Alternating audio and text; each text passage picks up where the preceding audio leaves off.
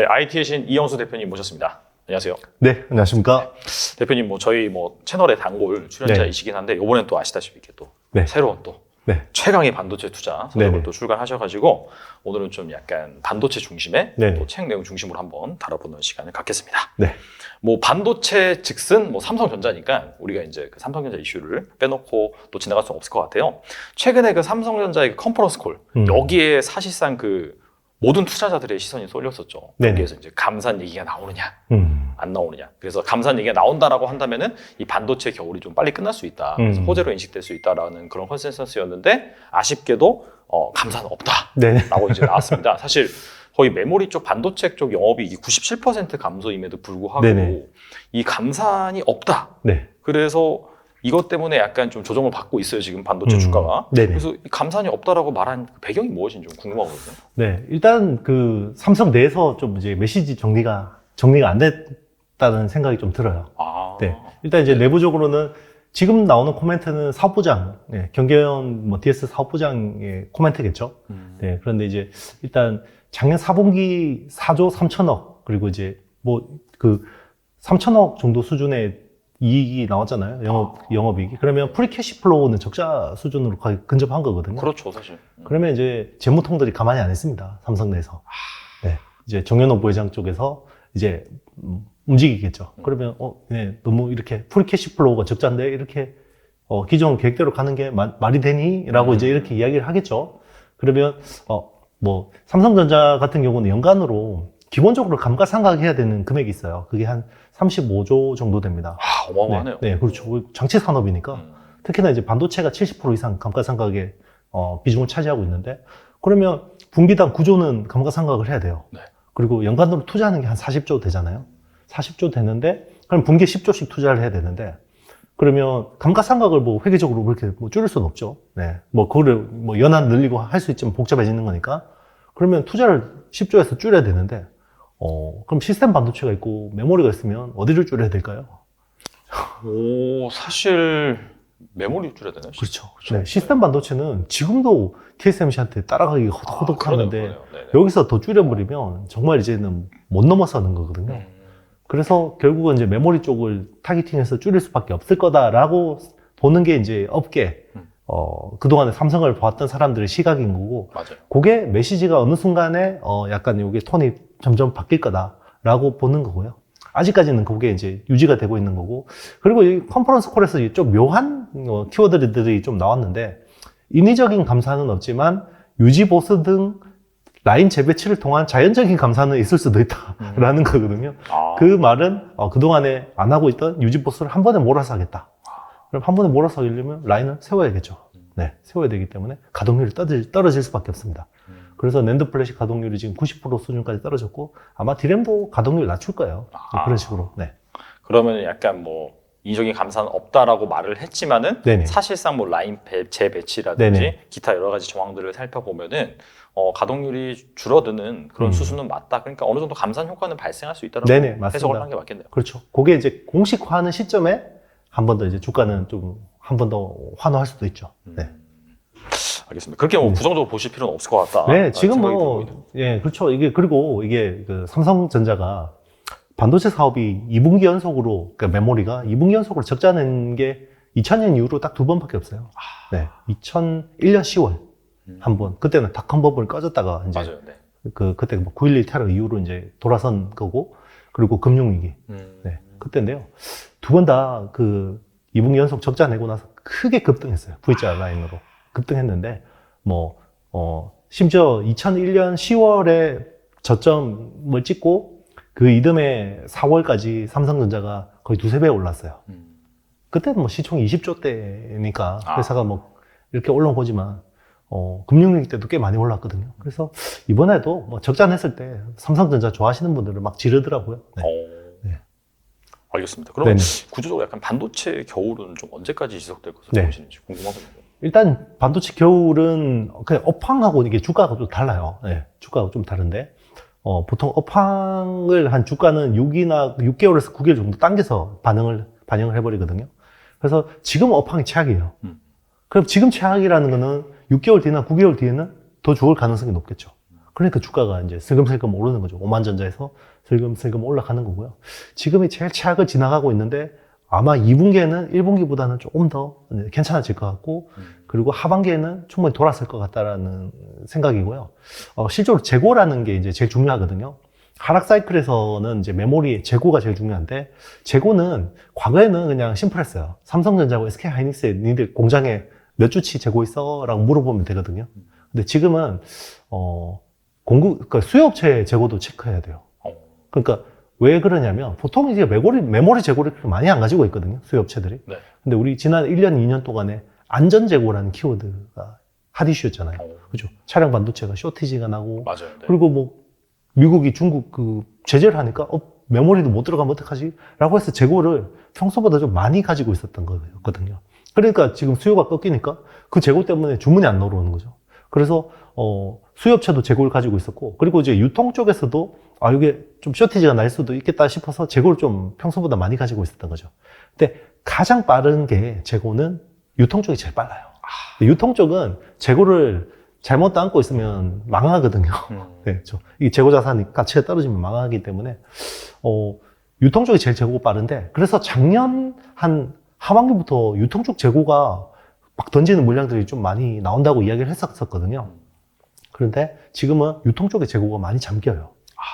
많이 잠긴다라는 거는 삼성이 대충 어떤 스탠스로 가는지 여기서 제일 먼저 캐치했다 라고 보는 것 같고요. 실제로 뭐 수요업체나 공급업체의 재고가 주는 거는 좀 더 시차가 있겠지만 일단 유통 쪽의 재고는 많이 잠겼다. 지금 분위기는 그렇게 보고 있습니다.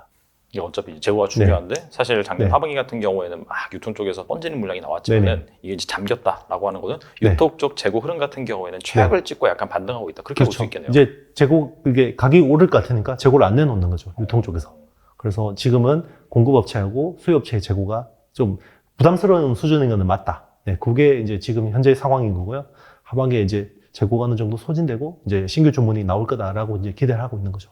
그리고 그거 하나의 트리거가 되는 게 지금 챗GPT 같은 돌발 수요예요. 맞아요. 네. 예, 작년만 해도 챗GPT가 뭔지도 사람들이 잘 몰랐고. 몰랐어요. 갑자기 오래됐어요. 이게 뭐 그렇게 수요를 견인할지도 몰랐죠. 그런데 이게 갑자기 오픈 AI에다가 마이크로소프트가 12조 원을 베팅을 하다 보니까 베팅을 하니까 이게 가나 보다라고 했는데 얼마 전에 메타가 실적 발표하고 컨퍼런스 콜에서 뭐라고 이야기를 했냐면 우리는 엔비디아 호퍼 기반으로 AI 플랫폼을 구축하겠습니다. 라는 거는 쟤들도 GPT로 가는구나 라고 보는 거고요. 그리고 지금 구글이 내부적으로 난리래요. 네. 맞아요. 네, GPT로 이게 트렌드로 가는 것 같으니까 잘못하다가 우리가 GPT, 그러니까 사실 GPT라는 용어나 트랜스포머 어떤 AI 모델링을 만든 게 구글이거든요. 그렇죠. 그런데 그거를 우리가 지금 어떤 검색 시장에 대한 요 카니발레이제이션 때문에 우리가 늦게 스탠스를 취하면 큰일 날 수도 있다는 게 내부적인 분위기거든요. 그럼 구글도 여기에 확 좀 돌아서는 분위기고, 일단 아마존은 뭐 좀 약간 움직임이 없긴 한데, 지금 글로벌 빅테크 업체 중에서 지금 세계가 열심히 달려드니까 지금 전 세계적으로 챗 GPT에 대한 그 이슈가 굉장히 커지는 거죠. 그럼 챗 GPT가 되면 뭐가 달라지냐? 결국 GPU 기반으로 서버를 쫙 깔아야 되는 겁니다. 그것도 엔비디아 최고 성능의 H100을 기반으로 깔아야 되는 거고요. 그래서 이게 공교롭게 한 두세 달 전에 미국이 엔비디아 고성능 AI 칩을 중국에 수출 못 하겠잖아요. 맞아요. 네, 미국 정부가 이거를 알고 했나? 이런 생각도 좀 들어요. 네. 그러니까 미국은 하는데 중국은 못 하게 엔비디아 칩을 막아버린 거죠. 네, 앞으로 이제 챗 GPT 기반으로 모든 게 간다. 그래, 뭐 이렇게 생각할 수도 있는 것 같아요. 우리가 지난 10년간의 모바일 혁명의 UI UX의 가장 큰 변화라고 생각하면 뭐 별거 아니라고 생각할 수도 있지만 예전에는 피처폰 때는 키패드를 눌렀잖아요. 그렇죠. 근데 이게 스마트폰이 되면서 모바일 혁명이 일어나면서 모든 게 터치가 되고 터치가 되는 게 중요하긴 하지만 이게 멀티 터치가 됐다는 게 또 중요하거든요. 이렇게 늘리고 네, 그죠. 막 여러 가지 기능들 익숙하죠. 네. 이제는 뭐 사람들이 다 디스플레이 보면 다 두들겨 보잖아요. 맞아요. 네, 터치되는지. 왜 안 되지? 네, 그렇죠. 그게 이제 어떤 모바일 혁명의 산물이거든요. 그러면 향후에 모빌리티 혁명, 그리고 로봇, 그리고 뭐 UAM, 아주 새로운 디바이스들이, 메타버스 같은 것들이 나올 텐데, 메타버스는 이거 끼고 있는데 어떻게 명령을 내리죠? 기계한테? 다 말이죠. 말로 내리는데, 그게 이제 그 기존의 AI의 문제는 뭐냐면, 사람이 뭐 말을 하면 잘 못 알아들어요, 얘가. 맞아요. 막, 네. 멍청해요, 좀 사실. 네, 엉뚱한 막 답변을 하고 하는 건데 챗 GPT는 굉장히 사람의 자연어에 가까운 것들. 이게 사람하고 뭔가 이야기하는 듯한? 지금은 물론 이제 이걸 자판을 쳐서 입력을 하지만 결국은 나중에 사람의 어떤 자연어 수준까지 하는 게 기본 어떤 입력 방식이 되지 않을까라고 생각하는 거죠. 네. 그래서 지금 앞으로의 모든 UI, UX의 어떤 세상은 GPT 기반으로 갈 것 같다라는 게 이제 지금 어떤 미래를 보는 사람들의 대다수의 컨센인 거죠.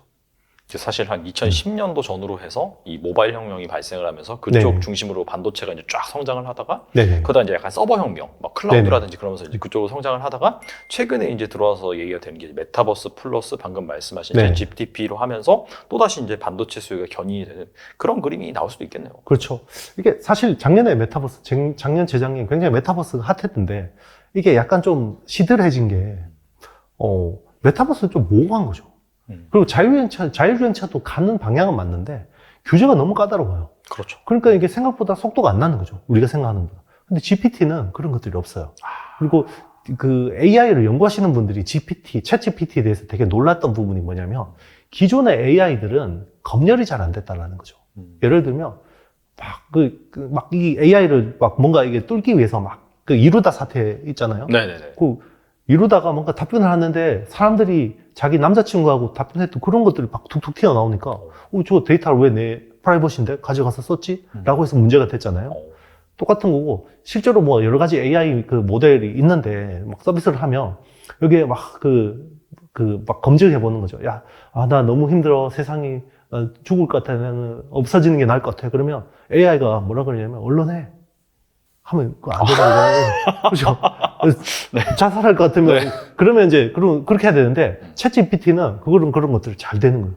약간 도덕적으로 윤리적으로도 네, 그게 이제 어떤 알고리즘인지는 정확하게 알 수 없지만 이제 그런 것 물론 이제 막 이렇게 어떻게 또 우회하면 사람의 어떤 창의력은 더 뛰어나기 때문에 이제 뭐 이렇게 걸릴 수도 있지만 이제 한두 번 이런 식으로 해서는 이제 그런 대답하면 안 되는 그런 윤리적인 문제나 이런 것들을 잘 디펜스하는 거죠, 생각보다. 그러다 보니까 이게 굉장히 빨리 될 수 있겠다라는 이제 지금 그 기대감이 시장에 막 녹아들고 있는 거죠. 그래서 엔비디아가 주가가 130불에서 200불까지 그냥 올라가 버린 거죠. 순식간에 올라갔네요. 네네, 맞습니다. 알겠습니다. 이게 약간 챗 GPT, 오픈 AI가 쏘아올린 공인데 이게 네네. 또 이제 반도체 업황을 어떻게 바꿀지 그렇죠. 궁금해지는 그런 상황이고 또 하나 이제 호재로 볼 수 있는 게 인텔이 드디어 이제 거의 한 2년 동안 질질 끌었던 네네. 걸로 기억이 나는데 사파이어 래피즈를 출시를 했잖아요. 네네. 이에 따라서 이제 뭐 DDR5 수요도 이제 본격적으로 늘어날 것으로 기대가 되는 그런 상황인데 이 약간 좀 메모리 반도체 시장에 미치는 영향 무엇이 좀 궁금하거든요. 네네. 일단 이제 서버 투자가 많이 일어나겠죠. 네, 그 기대감이 있는 거고요. 지금 이제 DDR4에서 DDR5로 바뀌는 거고, 올해 한 침투율이 한 20% 정도 될 것 같아요. 근데, 원래 그 주가적으로 제일 어떻게 보면 매력적인 구간이 침투율 10% 내외의 구간이 제일 좋아요. 그래서 스마트폰도 침투율이 한 10% 내외일 때 제일 주가는 세게 반영했었고, 작년까지 왜 그렇게 2차 전지가 좋았냐면, 글로벌 전기차 침투율이 10%대. 그죠? 왔다 갔다 했었죠. 맞아요. 네. 그럴 때 주가가 제일 좋거든요. 그래서 올해도, DDR5의 침투율이 한 20% 수준까지 갈 것 같고, 내년에는 한 40% 수준까지 갈 것 같은데, 과거에 그런 이야기를 하긴 해요. DDR3에서 4로 바뀔 때, 이게 생각보다 타임래그가 한 1년 6개월 있었다. 라고 이야기를 하면서, 저게 너무 급할 거 없어. 라고 말하시는 분들도 있는데요. 그때는 좀 지금하고 달라요. 그때는 반도체의 어떤 그 주요 수요처가 PC였거든요. 그럼 PC는 소비재잖아요. 사람들이 사는. 그렇죠. 그러면 아무리 좋아도 가격이 비싸면 부담스럽죠. 네, 그러다 보니까 좀 떨어질 때까지 기다렸다가 그냥 뭐 가격이 싸면 그냥 DDR4 쓰고, 그죠? 뭐 성능 좀 떨어져도 뭐 전력 소모가 많아도 그냥 쓰죠. 근데 지금의 메인스트림은 서버예요. 그러면 서버는 누가 투자하는 거죠? 빅테크 업체들이 하는 거죠. 네. 근데 빅테크 업체들의 지금 가장 큰 어떤 이슈가 뭐죠? ESG. 그리고 전력 소비. 네. 전력 소비가 DDR4 쓸 때보다 DDR5를 쓰면 전력 소비가 20-30%가 줄면 이건 엄청 큰 메리트예요. 이게 그러면... 반도체 가격이 지금 프리미엄이 한 25% 정도 더 비싸거든요. 동급 비해서. 그러면 그 정도는 충분히 지를만 한 거죠. 네. 그거는 사파이어 래피즈만 제대로 안정적으로 조달이 된다 그러면 충분히 이제 지를만 한 거고. 그리고 뭐 엔비디아 뭐 GPU가 서버 그 챗 GPT용으로 다 깔린다고 그래도 다 고성능 메모리를 쓸 수밖에 없어요. 그리고 지금 엔비디아의 H100이라는 그 최고 성능의 AI 칩에는 기본적으로 SK 하이닉스의 HBM, 하이 밴드위스 메모리라는 최고 성능의 DRAM 덩어리가 들어가요. 그게 기본 그래픽 카드로 내장되거든요. 네. 네. 그래서 HBM3 쪽은 SK 하이닉스가 지금 캐펙스를 50% 줄였는데도 오히려 이쪽은 늘린다고 이야기를 했어요. HBM 쪽은. 그래서 뭐 그런 쪽으로 이제 수혜를 보는 결국 후공정이죠. 네. 뭐 한미반도체나 이오테크닉스, 인텍플러스 같은 회사들이 수혜를 볼 수 있겠다 이렇게 생각하는 거죠. 네. 확실히 과거는 약간 네. B2C 수요였고 이번에 네. B2B 수요인데 또 네. ESG 관련해서 또 전기 많이 쓰고 탄소 배출 많이 하면 또 맞습니다. 벌금 때려맞고 그러니까 그렇죠. 이런 것들은 전환이 상당히 빨리 나올 수 있다. 맞습니다. 그렇게 보여요. 과거보다 타임래그가 별로 없을 것 같아요. 그리고 오히려 그거는 프로세서의 수급이 원활하면 충분히 그거는 저는 어느 정도의 그 인프라 투자는 담보된다고 보고 있거든요. 네. 그런 관점에서도 연결시켜 본다면은 이 반도체 겨울이 생각보다 좀 빨리 지나갈 수 있다. 그걸 네네. 좀 투자자들은 염두를 해두고 좀 플레이를 할 필요가 있겠네요. 그렇죠. 그래서 사실 이제 주가가 지금 뭐 약간 올 상반기, 그러니까 올 초에 좀 반도체주들이 생각보다 좀 빨리 뭔가 반등이 났던 부분들이 이제 그런 거죠. 네. 하반기는 뭐 지금은 최악이긴 한데 서버 쪽은 성장을 하고 그리고 특히나 이제 중국 쪽 스마트폰 수요가 조금 올라올 수 있지 않을까. 물론 PC에 대한 기대감은 없어요. PC는 이제 성장할 거라고 보는 사람이 거의 없는데 어쨌든 저런 수요들이 좀 올라오면 생각보다 빨리 바닥을 잡고 올라가겠구나 생각하는 거죠. 네. 방송하는 이 시점에서 약간 또 뭐 미국의 고용지표가 워낙 좋게 네네. 나오고 실업률이 갑자기 뭐 3.3%가 2% 너무 낮게 나와가지고 다시 뭐 긴축 움직임 나오면서 금리 오르면서 막 또 반도체 주가라든지 기술 주가 하락하고 있는데 이 주식이 뭐 이렇게 아시다시피 계속해서 이 파동을 치면서 가기 때문에 그렇죠.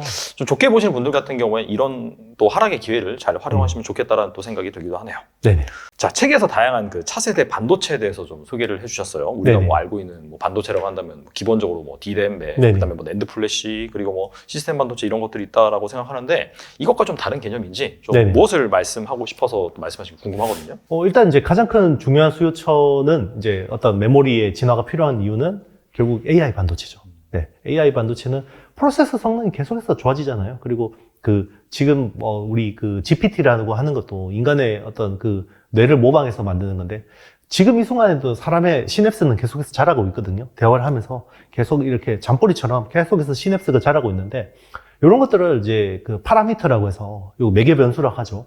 이걸 최대한 많이 늘리는 게 지금의 트렌드거든요. 그러니까 GPT-1, 2, 3 뭐 이런 식으로 갈수록 계속해서 파라미터를 늘린다는 거는 GPU를 계속 많이 까는 거죠. 그러니까 지금 GPT-3 기반으로 뭔가 이거를 그러니까 챗 GPT를 하기 위해서 GPT 3.5 어떤 플랫폼을 쓰고 있는데 그게 한 엔비디아 GPU 한 10,000개 정도를 썼다 그러더라고요. 예. 그러면 GPT-4가 되면 훨씬 더 많이 써야 되는 거고 기하급수적으로 늘어나는 거고 사람의 시냅스는 100조 개거든요. 그러면 지금 GPT-3가 1750억 개니까 앞으로 GPU를 훨씬 더 많이 늘리는 방향으로 갈 가능성이 높은 거죠. 그러니까 이제 뭐 그런 측면에서는 엔비디아가 이제 뭐 진짜 중요한 투자처가 될 수 있는 거고 그러면 이제 거기에 맞게 고성능 메모리가 필요해지는 거예요. 최근에도 보면 SK 하이닉스가 LPDDR5T라는 걸 내놨거든요. 그러면 LPDDR5X가 작년 가을에 나왔는데 T는 뭐냐? 터보거든요. 9.6기가 BPS요. 그러면 초당 15편의 FHD 영화를 처리할 수 있는 거거든요. 그거는 이제 서버용도 아니에요. 그냥 뭐 아마 AR이나 VR 쪽 이런 쪽에 아마 들어갈 것 같고요. 서버 쪽은 지금 HBM 쓰면 뭐 영화 뭐 몇백 편 그냥 한 방에 쏠 수 있는 밴드위스거든요. 그런 식으로 계속해서 고성능 메모리, 특히나 AI에 고도화된 최적화된 그런 쪽으로 이제 계속해서 수요가 늘어날 걸로 보고 있고 이제 메모리에서 보는 포인트는 그거고요. 그리고 이제 시스템 반도체 쪽에서는 물론 이제 프로세서의 뭐 진화에 따라서 후공정이 좋아지는 것도 뭐 중요한 포인트긴 하지만 에너지 전환을 좀 집중해서 본다 그러면 이 에너지를 기존에 뭐 우리 전기를 생산하면 다 직류로 저장을 하고 있잖아요. 근데 이걸 모터에서 대부분 전기를 쓰는데 모터를 보내면 교류로 바꿔야 되죠. 그런 쪽에서 손실이 많이 발생하고 이런 것들이 있는데 그런 것들을 전력 반도체에서 막 이렇게 이제 관리를 해주는 거죠. 그런 것들이 기존에 실리콘 웨이퍼, 실리콘 반도체 기반으로 되는데 이게 화물 반도체 기반으로 가는 거죠. 그래서 뭐 SiC라든지 GAN이라든지 뭐 이런 쪽으로 이제 가면 그런 쪽에 필요한 어떤 서플라이 체인, 뭐 미국의 울프스비드나 뭐 저 투식스 같은 회사들. 네. 뭐 코이런트가 인수를 했으니까 뭐 그런 회사들이 계속해서 핫한 건데 다만 이제 화물 반도체는 국내 쪽은 아직까지 프록시가 별로 없는 것 같아요. 네. 제가 봤을 때 SK 실트론 정도가 가장 잘 하고 있는데 비상장이니까. 네. 그래서 프록시가 좀 없는 것 같고 오히려 뭐 만약에 최근에 핫한 챗 GPT나 이런 쪽은 오히려 이제 메모리 쪽만 본다 그러면 HBM이나 네, 이런 이제 그 어떤 고성능 메모리 쪽에 아주 일부 수혜를 볼 수 있는 거고 어쨌든 이 키보드는 계속해서 뭔가 살아남아서 계속해서 어떤 새로운 주도주들을 만들어낼 것 같아요. 작년에 태조 이방원처럼 네, 계속해서 뭔가 여기서 종목들을 만들어낼 것 같고 지금 뭐 튀고 있는 뭐 솔트룩스나 코난 테크놀로지나 뭐 마인즈랩이나 이런 회사들은 사실 뭐 이게 진짜 맞아 이런 것도 있지만 네, 일단 주가도 많이 올랐고 네. 그래서 뭐 실제로 이게 될지 안 될지는 알 수 없는 거지만 일단 뭐 시세는 이렇게 반영하는 거니까요. 네.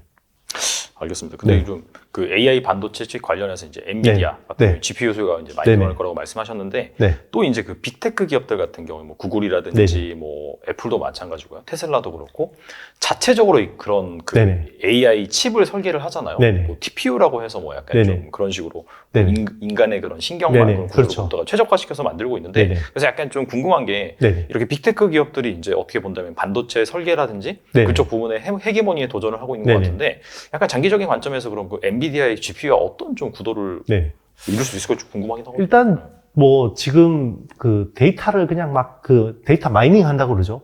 데이터를 채굴 한다 그러는데 데이터 마이닝에는 아직까지 GPU가 제일 앞서 있는 것 같아요. 가속기라는 측면에서는.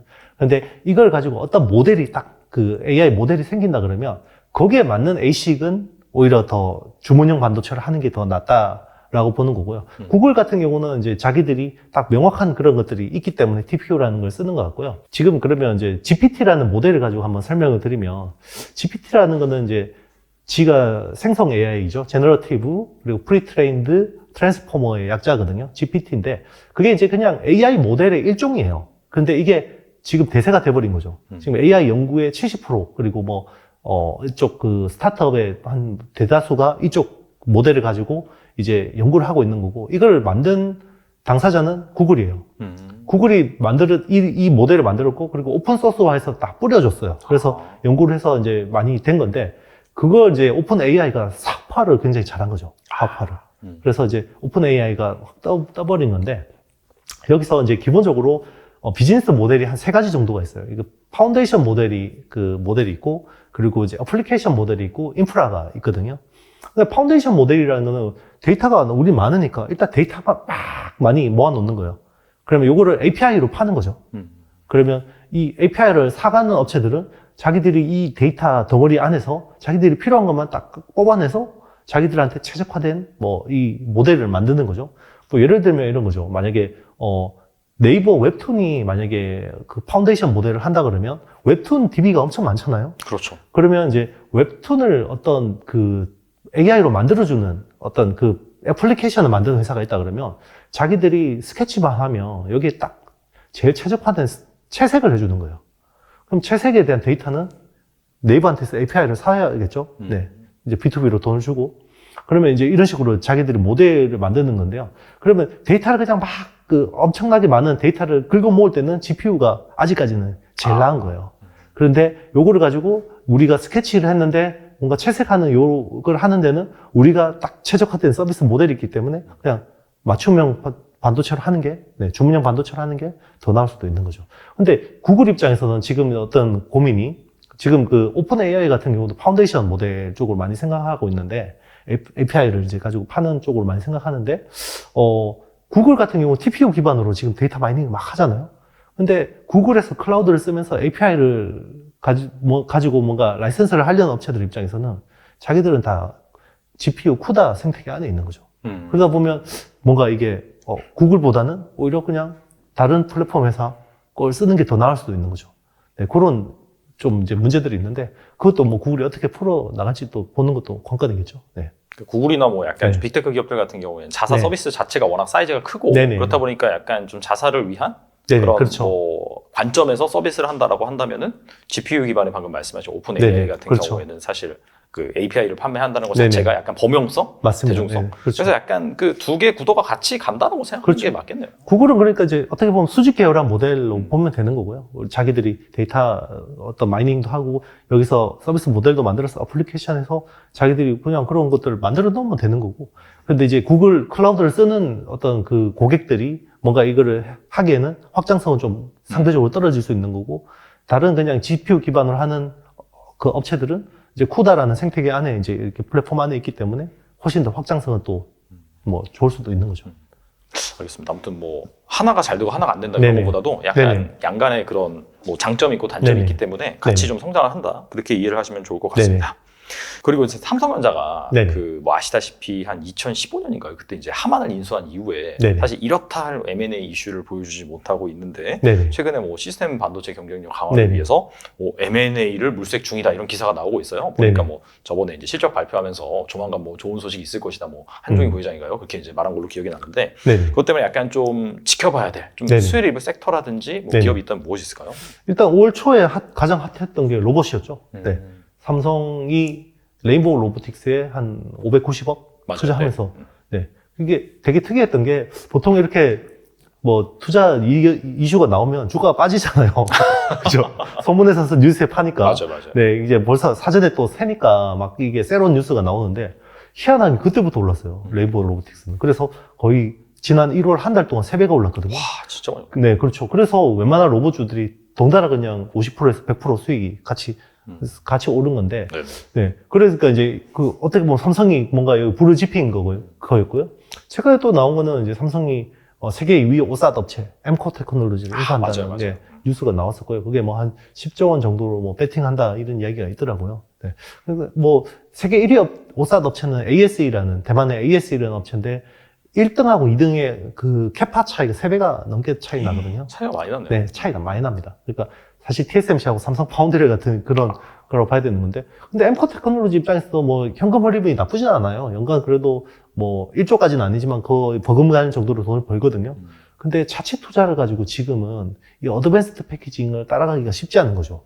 이제는 뭐 예전에는 그냥 후공정은 그냥 대충 좀 이렇게 좀 싸게 라인은 꾸릴 수 있는데 요즘에는 뭐 후공정 자체가 이제 워낙 난이도도 높고 기술도 어렵고 돈도 많이 들어가니까 이거를 자체 현금으로 하기가 쉽지 않은 거고, 그게 이제 삼성이 인수를 해서 이제 증자를 해주면 더 이제 좋아질 수도 있다라고 이제 생각을 하는 것 같고, 그리고 이제 지금은 미국의 반도체 굴기잖아요.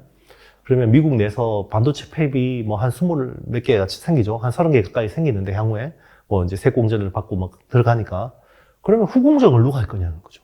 그러면 미국에서 팹에서 생산해서 웨이퍼를 아시아로 다시 보내서 후공정 할 거냐. 너무 비효율적. 네, 비효율적이잖아요. 그것도 비행기를 쏘아가지고. 그죠? 그러니까, 그러면 이게 미국 내에서 하든지 아니면 최소한 어떤 리저널 밸류 체인, 프렌드 쉐어링을 해야 되는 거죠. 그러면 남미나 뭐 이런 쪽에다 해야 될 텐데, 그 후공정을 누가 할 거냐는 거죠. 미국 국적의 엠코 테크놀로지가 제일 유력한 거죠. 그러면 기술도 있고 자금도 있는 삼성이 인수를 해서 미국 정부에 우리가 이거를 미국의 어떤 반도체 굴기에서 부족한 부분을 보완해 줄 수 있으니까 우리한테 이런 식으로 딜을 할 수가 있다는 거죠. 네, 그런 부분에서 좀 주목할 만하다고 생각합니다. 네, 그래서 일단 뭐 후공정은 저는 계속해서 이제 좋게 보고 있는데, 최근에 뭐 일본의 디스코라는 회사, 그 어드밴스드 패키징 쪽을 뭐 웨이퍼를 갈고 자르고 뭐 이런 쪽을 하는 장비 업체인데, 그런 쪽에서도 굉장히 공격적인 투자 계획안을 내놨거든요. 일본 기업답지 않게. 그리고 네덜란드의 베시라는 업체가 이제 하이브리드 본딩이라는 그 어드밴스드 패키징에서 가장 어떤 중요한 부분의 하나를 하는 독점 회사인데, 거기도 거의 신고가 부근에서 놀고 있고, 뭐 엠코 테크놀로지도 나스닥에서 굉장히 신고가 부근에서 놀고 있고, 뭐 그런 상황이죠. 후공정 쪽이 다 좋은 상황이에요. 그래서 그런 흐름들이 국내로도 한번 올 수 있지 않을까, 뭐 이런 좀 기대감도 있습니다. 네. 사실 삼성이 그 레인보우 로보틱스 투자한다고 하면서 레인보우 로보틱스만 오른 게 아니라 나머지 로봇주들 다 올랐잖아요. 맞습니다. 네. 그것처럼 약간 좀 뭐 사실 우리나라 그런 상장되어 있는 패키징 업체를 인수하지 않는다 하더라도 엠코를 투자함으로 인해서 뭐 엠코가 예를 들어서 멀티플 높아진다라고 한다면은 그렇죠. 그 수혜를 같이 좀 누릴 수가 있겠네요. 일단 엠코 같은 경우는요, 우리나라에 라인이 되게 많습니다. 예를 들면 광주나 송도 공장이 굉장히 큰 캐파를 가지고 있고, 베트남에도 지금 2조 이상을 투자를 지금 준비를 하고 있거든요. 그건 대부분 삼성향 쪽이 될 가능성이 높죠. 라인이 세워지면. 그러면 여기서 뭐 또 설비 투자를 하겠죠. 물론 이제 뭐 글로벌 장비를 많이 사겠지만, 거기에 또 장비를 납품하는 이제 한미반도체나 이오테크닉스, 뭐 인텍플러스 같은 회사들은 수혜를 볼 수가 있는 거죠. 네, 그런 수혜들이 또 시장에서 또 반영이 된다 그러면 또 좀 상대적으로 높은 멀티플을 받을 수도 있고, 네, 그런 흐름들이 나올 수 있죠. 확실히 약간 꼬리에 꼬리를 물고 또 네네. 비즈니스가 연계되는 그런 네네. 쪽으로 잘 보시면은 네네. 좋은 투자 기회를 잡을 네네. 수 있지 않을까 또 생각이 되고요. 또 책에서 또 미래 자동차 시장을 두고 또 애플과 테슬라의 또 경쟁 구도에 대해서 또 네네. 언급하신 걸로 알고 있습니다. 자, 두 기업의 미래 어떻게 네. 보시나요? 일단 뭐 지금은 테슬라가 너무 잘하고 있죠. 네, 뭐 잘하고 있는 상황인데, 그 모바일 시대에 놓고 보면 OS라는 게 있었고, 그죠? 그 피처폰과 스마트폰 차이는 결국 OS의 유무였는데, OS를 애플은 직접 했죠. iOS라는 걸 하고, 나중에는 이제 A-바이오닉 시리즈라는 AP도 내조하고, 그리고 이제 하드웨어, 뭐 소프트웨어, 뭐 생태계까지 다 직접 설계해서 수직 계열화한 거고, 지금 이제 자동차가 만약에 뭐 피처폰 수준의 깡통 뭐 자동차다 그러면 이게 컴퓨터화 되는 시점을 보면 일단 뭐 동력 변화가 먼저 일어났고 2차 전지라는 배터리 먼저 장착이 됐고 그 다음에 이게 컴퓨터화 될 거 아니에요? 그럼 2025년부터 이제 레벨 3가 되면 그때부터 OS가 굉장히 중요해질 거예요.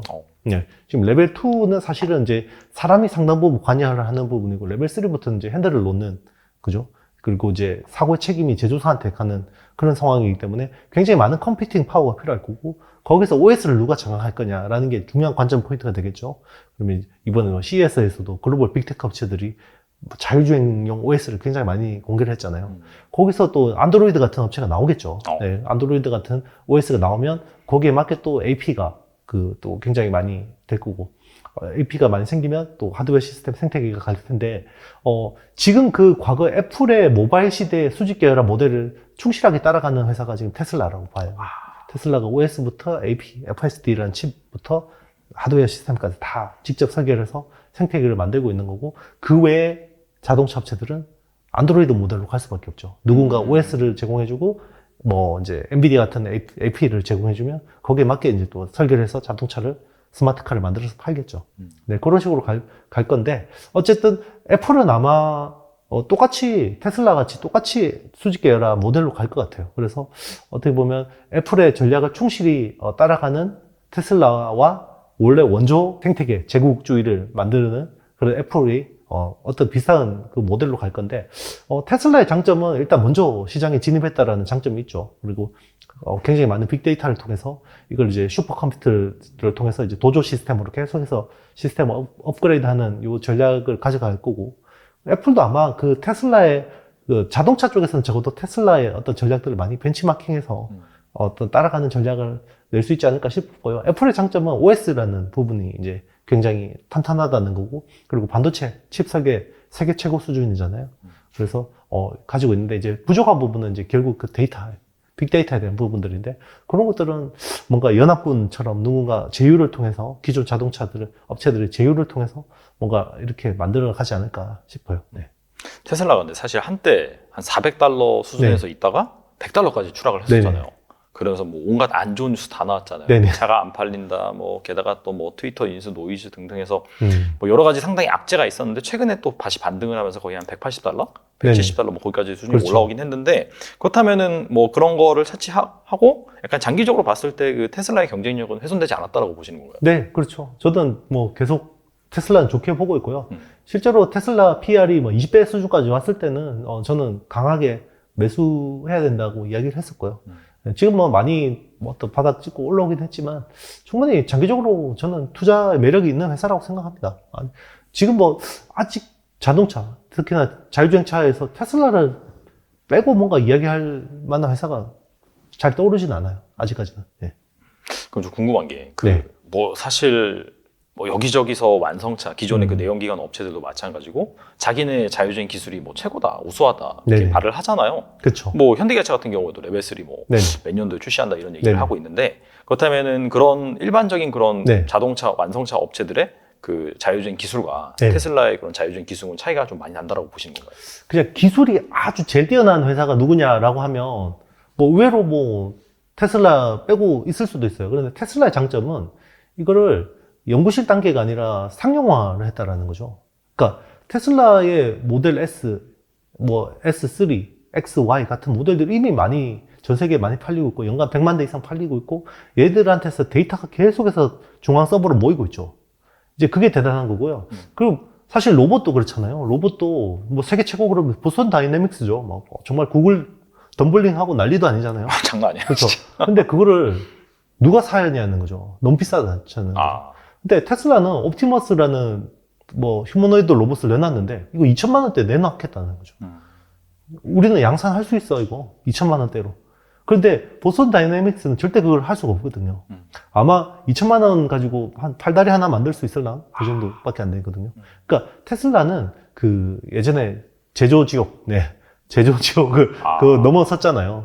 일론 머스크가 정말 야전 침대에 꿀려가지고 막 해가지고 그 어떤 데스밸리를 넘은 경험들이 있기 때문에 의외로 어떤 테슬라의 제조에 대한 그런 것들을 무시할 수 없어요. 예전에 한때 폭스바겐이 테슬라가 막 그 일론 머스크가 정말 야전 침대 가지고 막 그렇게 할 때 막 조롱하고 그랬었거든요.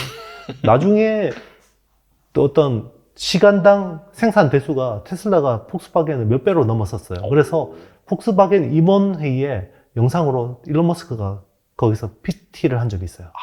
네, 우리 당신의 제조 노하우를 좀 설명해달라. 지금 그런 거죠. 똑같은 거죠. 네. 그 말씀 들어보니까 애플도 뭐 사실 애플카 진입하고 하면은 뭐 잘 팔릴 거라고 이제 업계에서 예상하고 있지만은 그 제조라는 그런 허들을 넘긴 넘어야겠네요. 그렇죠. 지금 이제 ODM, OEM을 통해서 뭐 폭스콘이라는 어떤 이런 어떤 EMS를 통해서 잘 만들고 있지만 자동차는 또 다른 이야기일 수도 훨씬 있는 복잡한 기계니까. 그렇죠. 네, 그래서 뭐 그런 쪽으로 또 서플라이 체인을 어떻게 만들지 뭐 전 세계에서 SCM을 제일 잘하는 사람 중에 하나가 팀 쿡이기 때문에 또 팀 쿡이 뭐 그런 부분은 또 잘 만들어 가겠죠. 네. 테슬라 관련 질문 딱 하나만 더 드려보는데 그 뱅크 오브 아메리카에서 네네. 지금은 미국 시장 점유율 65%지만 전기차 네네. 관점에서 뭐 나중에 2, 3년 지나면은 뭐 20%대 떨어질 것이다. 네네. 약간 부정적인 전망이 나오잖아요. 약간 그런 것들은 좀 테슬라 미래에 안 좋을 것으로 좀 투자자들이 예상할 수도 있는데 생각할 네. 수도 있는데 이건 네. 어떻게 보세요? 애플도 처음에는 스마트폰 시장이 대부분 애플이었을 거 아니에요. 아이폰이. 그렇죠. 맞아요. 네. 근데 안드로이드가 나오면서 그런데 중요한 거는 얘가 프리미엄 브랜드로 남아있느냐 아니냐가 중요한 거죠. 당연히 그 어떤 전체 시장에서 다 먹을 수는 없죠. 파이가 커지면 이제 점유율을 쪼그라들 수밖에 없는데 거기서 얼마나 강한 브랜드와 그 어떤 그 로열티, 충성도를 가져가느냐가 중요한 건데 결국 애플 모델로 가지 않겠습니까? 근데 지금 500불 이상 스마트폰의 95%를 애플이 차지하잖아요. 그렇게 된다 그러면 테슬라는 네. 그런데 이제 지금 그 스마트폰하고 다른 변수는 애플이 이제 들어온다는 게 네. 저는 어떤 가장 그 테슬라로서의 도전적인 과제 중에 하나가 애플을 어떻게 따돌릴까. 네. 특히나 이제 지금 테슬라의 가장 큰 약점이라는 거는 가장 큰 장점은 아주 선도적인 기술과 변화에 대해서 뭔가 주저하지 않는 그런 부분들이라 그러면 약점은 굉장히 마감도 떨어지고 주행 어떤 승차감도 떨어지고 이런 것들이잖아요. 근데 애플이 그런 거 정말 잘하잖아요. 마감, 그죠? 무슨 스티브 잡스가 이제 아버지 폴 잡스한테 배웠던 게 마감의 중요성을 배워서, 그죠? 정말 그 엔지니어들이 미치는 거죠. 이거를 다 옆에 케이블 그런 구멍까지 다다다다 이렇게 양쪽으로 딱 좌우 대칭으로 해가지고 하라니까 그 설계하는 엔지니어 입장에서는 미칠 노릇인데 이게 디자인적으로 완벽하다는 거죠. 그리고 뭐 스티브 잡스가 처음에 아이폰을 3.5인치로 내놨던 것도 그것도 로직이 명확해요. 스티브 잡스는 여자가 한 손으로 터치할 수 있는 사이즈가 3.5인치라고 생각했거든요. 그게 휴먼 UI, 그러니까 HUI에 대한 정확한 이해가 있는 거예요. 그 3.5인치는 또 크레딧 카드의 어떤 지름 사이즈, 대각선 지름이고 이게 일본 찻잔의 지름이거든요. 그게 어떤 자기한테는 가장 황금 비율이라고 생각한 거예요. 이제 그거를 뭐 깬 게 또 팀쿡이라는 게 아이러니이긴 한데요. 그리고 아이패드도 9.8인치가 나왔던 게 딱 요 양장본 책 사이즈, 가장 가독성과 도기성에 이 사람한테 가장 맞는 거라고 해서 9.8인치라고 한 거죠. 근데 이제 팀쿡이 또 이제 그걸 바꿔버렸죠. 스티브 잡스 사후에 더 큰 사이즈를 넣고. 네. 그만큼 이제 어떻게 보면 어떤 스티브 잡스의 DNA가 남아있기 때문에 뭔가 마감이나 이런 부분에서는 애플카가 좀 더 어떤 테슬라의 어떤 약점을 또 뛰어넘는 부분이 있지 않을까라고 생각하는 거죠. 뭐 아직 안 나왔으니까 뭐 추정할 수는 없는 거지만. 네. 알겠습니다. 근데 이게 이제 뭐 전기차 시장이 도래를 하고 자율주행 시장이 온다 하더라도 전체 자동차 판매 대수가 막 늘어난 건 아니잖아요. 그렇죠. 사실 그냥 어느 정도 그냥 GDP 성장률, 뭐 세계 경제 성장률만큼 그냥 네네. 꾸준히 성장하는 거지. 그래서 이제 약간 내연기관 자동차 업체 입장에서는 사실 그럼 방금 말씀하신 뭐 테슬라라든지 애플 이 등장이 좀 어떻게 받아들여져야 될까요? 이들 업체들은 사실상 좀 투자 매력이 있을 거라고 볼 수 있을지 궁금하긴 하거든요. 거의 그냥 예전에 피처폰 만들던 노키아나 뭐 어떤 모토로라의 전철을 밟지 않을까 싶어요. 거기서 뭔가 삼성이나 어떤 삼성처럼 잘 변신하는 회사들은 살아남을 거고요. 그래서 현대차가 살아남을 길은 삼성이 피처폰에서 스마트폰으로 어떻게 시프팅 했는지 그 전략을 정말 잘 봐야 될 것 같아요. 그래서 제일 뭔가 가능성 있는 OS를 딱 잡아서 최소한 반도체까지는 설계해야 된다라고 봐요. 그러니까 그때 LG는 AP라는 반도체를 직접 설계하지 않고 퀄컴한테 의존했죠. 근데 삼성은 직접 설계해서 그 스마트폰 시장의 어떤 헤게모니를 잡을 수 있었던 거거든요. 만약에 현대차나 기아 같은 어떤 브랜드들도 뭔가 스마트카 시장에서 살아남으려면 지금까지 굉장히 잘한 것 같아요. 어떤 동력 변화원에서는 굉장히 잘한 건데 이게 컴퓨터화 되는 시점에서는 이 삼성의 갤럭시 전략을 충실히 따라가는 게 좋지 않을까 생각합니다. 확실히 약간 좀 내연기관 자동차 기존의 그런 완성차 업체 입장에서는 투자를 다각도로 상당히 좀 많이 해야겠네요. 그렇죠. 네. 그리고 대세가 누가 가는지 제일 중요한 것 같아요. 대세. OS의 대세가 안드로이드라는 거를 그러니까 삼성도 그 전에 옴니아라는 걸 통해서 막 윈도우 모바일도 써보고 막 여러 가지 막 써봤잖아요. 바다폰도 내보고 했는데 결국 안드로이드가 대세라는 걸 빨리 알고 거기에다가 리소스를 투입해서 집중했고 그리고 AP가 어떤 게 제일 좋은지 그리고 AP를 직접 설계했죠. 엑시노스를 설계하고 그리고 이제 자체 칩이 있는 데다가 퀄컴을 끌고 오니까 뭔가 견제를 시킬 수가 있는데 LG 같은 경우는 퀄컴한테 100% 의존하다 보니까 끌려다니는 거죠. 그리고 OS 업체하고 뭔가 붙어서 뭔가 배울 수 있는 노하우나 이런 것들도 뭐 배울 수 있는 한계가 있고 그러다 보니까 AP 그러니까 반도체 설계까지는 우리 기업들이 해야 될 것 같다라고 생각합니다. 네. 알겠습니다. 방금 말씀하신 포인트를 좀 장기적인 관점에서 네네. 잘 보시면 네. 투자에 도움이 될 거라고 생각이 되고 책에서 미중 전쟁의 핵심은 좀 결국 반도체라고 네. 하셨습니다. 그래서 그 이유가 무엇인지 말씀해 주시면 좋을 것 같아요. 일단 이제 지금 가장 중요한 게 AI죠. 네, AI가 이제 모든 어떤 산업의 인프라가 될 거예요. 우리가 모든 어떤 디바이스의 통신이 기본 인프라가 되듯이 아마 AI라는 게 기본 인프라화 될 것 같아요. 그래서 AI를 굉장히 이제 앞으로는 잘해야 될 텐데 그래서 그 AI 반도체도 되게 잘 하는 게 중요한 거죠. 근데 이제 그 AI라는 거는 결국 빅데이터가 많은 놈이 이기게 돼 있어요. 근데 미국하고 중국을 놓고 보면요. 중국의 인구가 한 15억 정도 되죠. 미국이 한 3억, 4억 조금 안 되잖아요. 그럼 인구 수가 4배가 나거든요. 근데 보통 빅데이터의 발생, 그 빅데이터가 발생하는 거는 그 인구 어떤 배수의 자성으로 늘어나거든요. 그러면 쉽게 이야기하면 미국 대비해서 인구가 4배 많고 그거의 제곱으로 늘어나면 16배 빅데이터가 많이 나는 거예요. 그러니까 21세기 원유가 데이터라는데 데이터가 16배가 많이 나는 거예요, 중국이.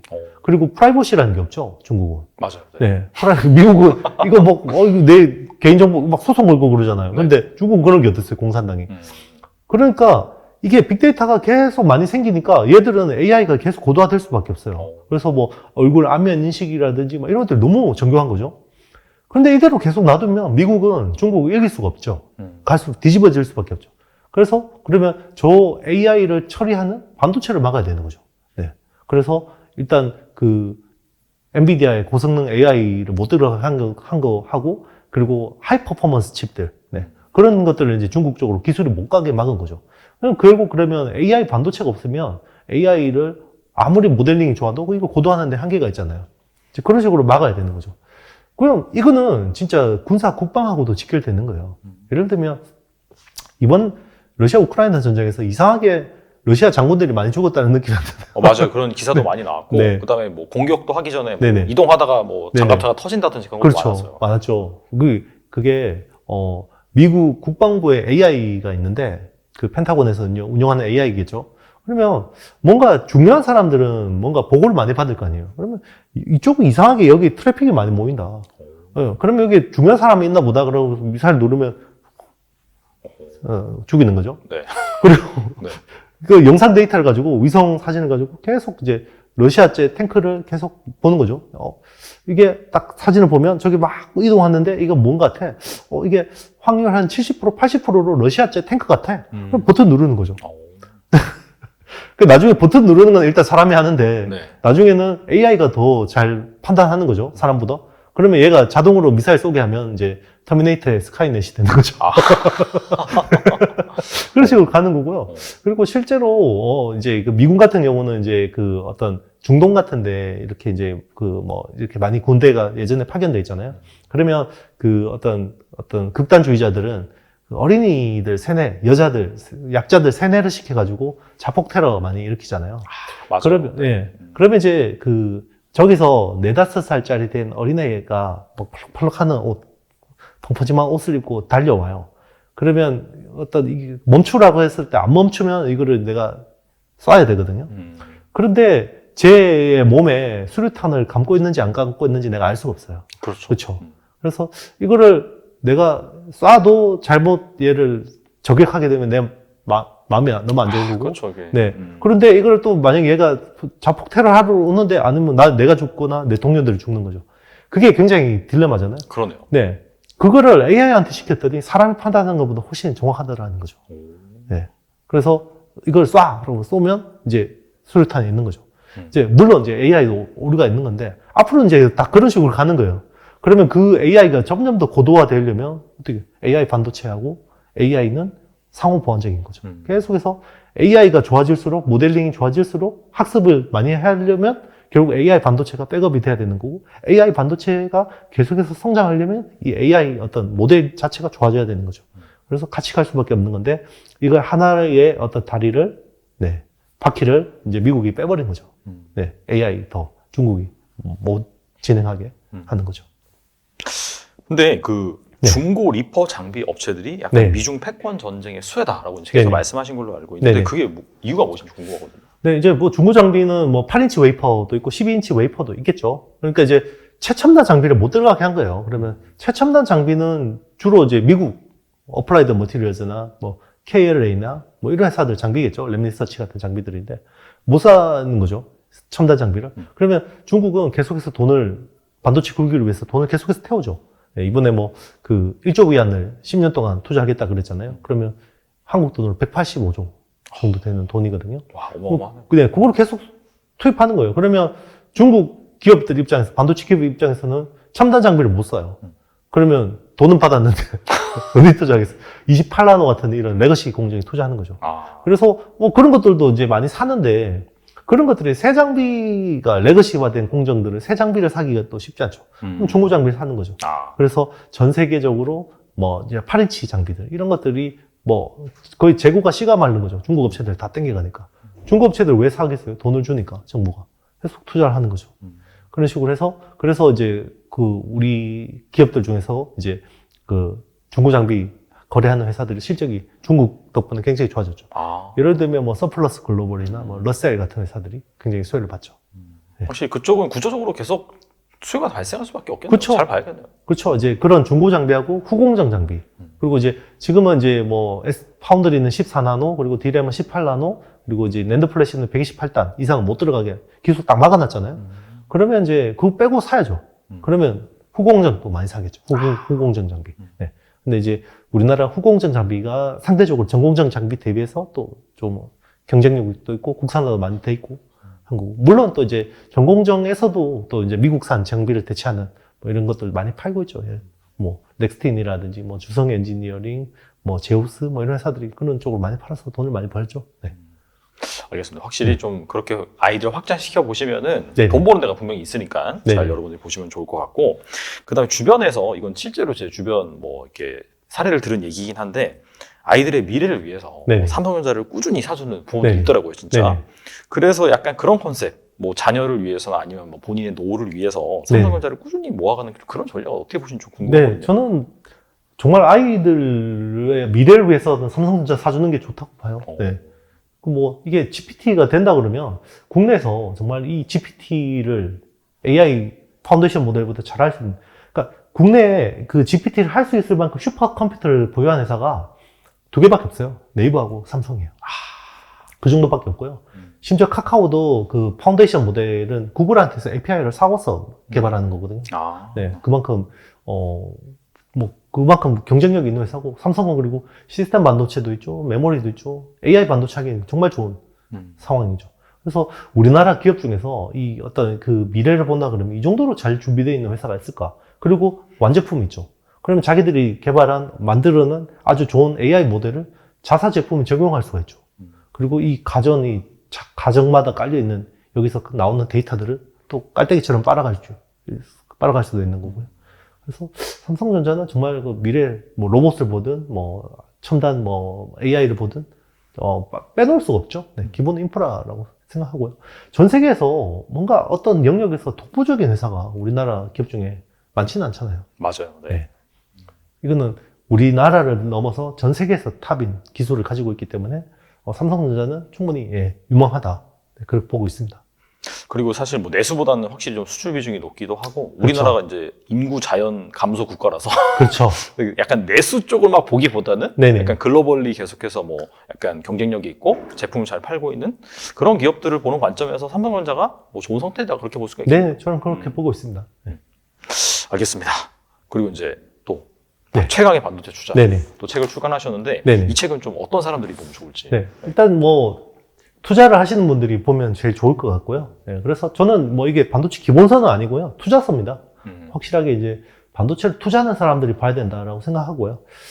그래서 사실 좀 내용이 좀 어렵다라는 평들도 있어요. 그런데, 저는 이제 반도체 책을 좀 재밌게 읽었으면 좋겠다라고 생각했어요. 그래서 과거 역사적 사례나 이런 것들을 좀 많이, 가지고 와서 좀 재밌게 쓰려고 했는데, 이게 세 개의 어떤 챕터로 나눠져 있거든요. 큰 챕터가. 근데 1편하고 3편은 굉장히 재밌게 읽을 수 있는데, 그래요?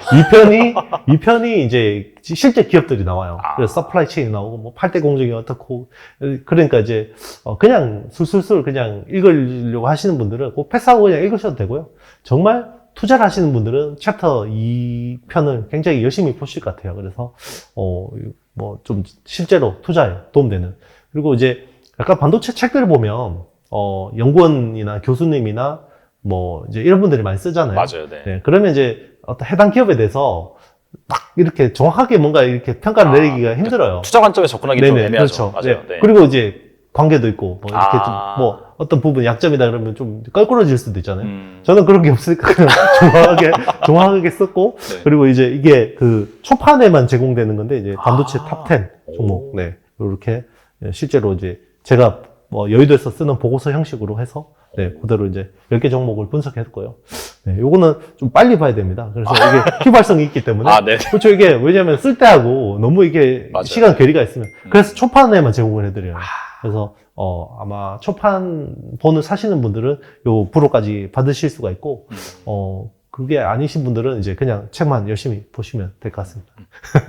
사실 여러 가지 시중에 반도체 책이 있는데, 네네. 반도체가 당연히 어렵죠. 근데 사실 네네, 쉽지는 맞습니다. 않잖아요. 네네. 이게 사실 실제로 그러니까 반도체 디바이스가 들어가는 여러 품목을 사용하고 있지만은 그 반도체가 실제로 어떻게 생겼는지, 어떻게 구동하는지 그런 것도 사실 모르고 사니까. 근데 그렇죠. 아시다시피 우리나라 시가총액에서 차지하는 가장 큰 비중이 이제 반도체고, 맞습니다. 삼성전자, SK하이닉스 다 반도체 섹터에 속해 있고, 여러분들이 투자를 하시거나 아니면은 산업에 대한 이해나 비즈니스나 직장을 옮기시거나 할 때 분명히 직간접적으로 다 연결이 되어 있을 네네. 겁니다. 그리고 그 비중은 앞으로 더 커지고, 그런 관점에서 투자를 하신다면은 제가 봤을 때는 챕터 2를 꼭 공략을 하셔야 될 것 네네. 같고, 네. 그게 아니고 투자가 아니더라 하더라도 우리나라에 있어서 뭔가 이제 살아감에 있어서 비즈니스를 영위한다든지 아니면 직장생활을 한다든지 그런 관점에서도 이 책을 한번 꼭 읽어보시면은 분명히 큰 도움이 될 거라고 생각이 됩니다.